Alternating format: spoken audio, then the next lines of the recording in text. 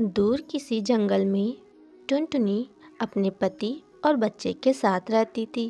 परंतु हाल ही में एक दुर्घटना में उसके पति बंटी की मृत्यु हो गई। उसी हादसे में टुनटुनी को भी काफ़ी गहरी चोट लग गई थी, जिससे उसके एक पंख ने काम करना बंद कर दिया था और वह अब उड़ भी नहीं सकती थी और ना ही उस पंख से कोई काम कर पाती थी।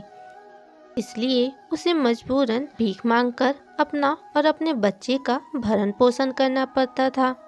माँ, मैं स्कूल जा रहा हूँ, आप अपना ख्याल रखिएगा। बेटा टिंकू, क्या तुमने भोजन किया? हाँ माँ। ठीक है बेटा, संभल कर जाना। ठीक है माँ। टिंकू इतना कहकर स्कूल चला जाता है और टुनटुनी भी भीख मांगने दूसरे चिड़ियों के पास जाती है।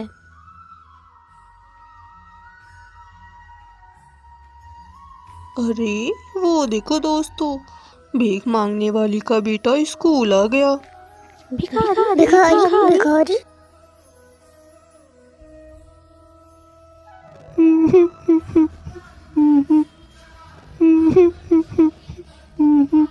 क्या हुआ बेटा, तुम रो क्यों रहे हो? माँ, सब मुझे भिखारी भिखारी कहते हैं माँ। कोई बात नहीं बेटा, हमें उनकी बातों का बुरा नहीं मानना चाहिए। लोगों की तो आदत ही होती है कहने की। इसी तरह उनका जीवन बीत रहा था। दिन ढलता गया और समय भी बीतता गया। एक दिन टिंकू ने अपनी माँ से कहा, माँ, कल 26 जनवरी है और स्कूल में झंडा फहराया जाएगा। सभी बच्चे स्कूल में अपना अपना झंडा फहराने के लिए लाएंगे। मुझे भी झंडा चाहिए, मुझे भी स्कूल में झंडा फहराना है।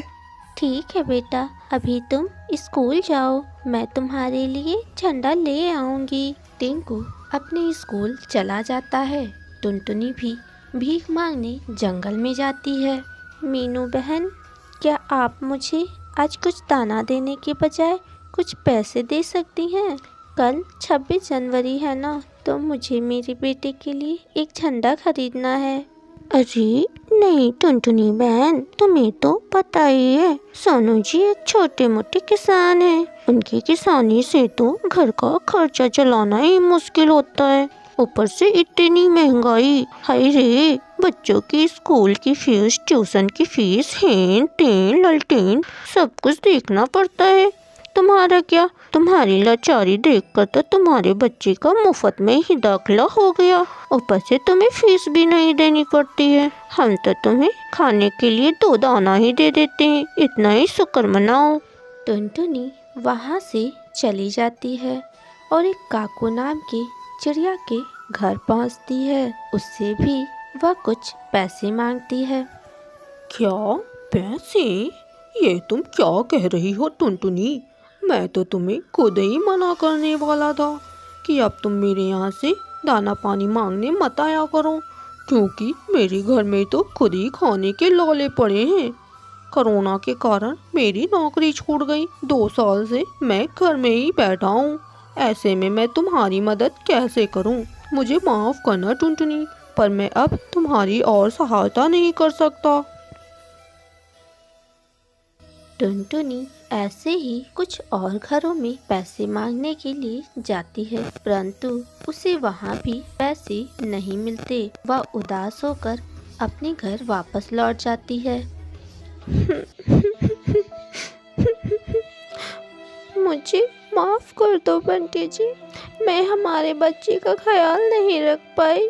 टिंकू ने आज तक हमसे कुछ नहीं मांगा और ना ही किसी चीज़ की जिद की। उसने पहली बार मुझसे कुछ मांगा था, पर मैं उसे वो भी नहीं दे पाई। मैं अपने बच्चे के लिए कुछ भी नहीं कर पाई। बंटी जी, इससे तो अच्छा होता कि आपकी जगह मैं ही मर जाती। टुनटुनी की बातें उसका बेटा टिंकू सुन लेता है। माँ, आप मत रोइए माँ, मुझे झंडा नहीं चाहिए, मैं ऐसे ही ठीक हूँ। मुझे माफ़ कर दो बेटा, मैं तुम्हारे लिए कुछ भी नहीं कर पाई।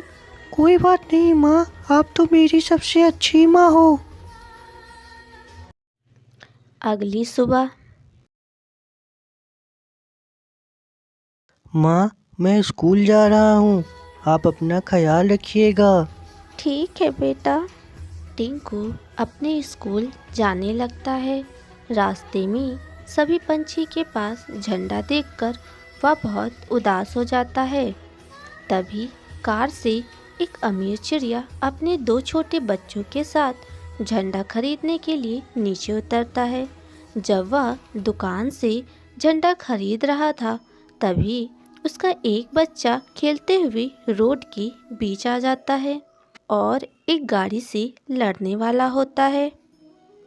अरे, ये बच्चा तो गाड़ी से लड़ने वाला है, मुझे इससे बचाना होगा। टिंकू जल्दी जल्दी उड़ता हुआ जाता है और उस छोटे बच्ची को बचा लेता है। अरे मेरे बच्चे, तुम ठीक तो हो ना? हाँ पापा। तुम्हारा शुक्रिया बेटे, तुमने मेरे बच्चे की जान बचाई। कोई बात नहीं अंकल। वैसे बेटे, आज तो 26 जनवरी है। सभी पंछी के पास झंडा है, पर तुम्हारे पास नहीं है, ऐसा क्यों? टिंकू उसे अपनी सारी बात बता देता है। कोई बात नहीं बेटा, तुम उदास मत हो। ये लो झंडा, तुम अपने स्कूल खुशी खुशी जाओ और तुम बिल्कुल भी चिंता मत करो। मैं तुम्हारी माँ का इलाज किसी अच्छे डॉक्टर से कराऊंगा। शुक्रिया अंकल।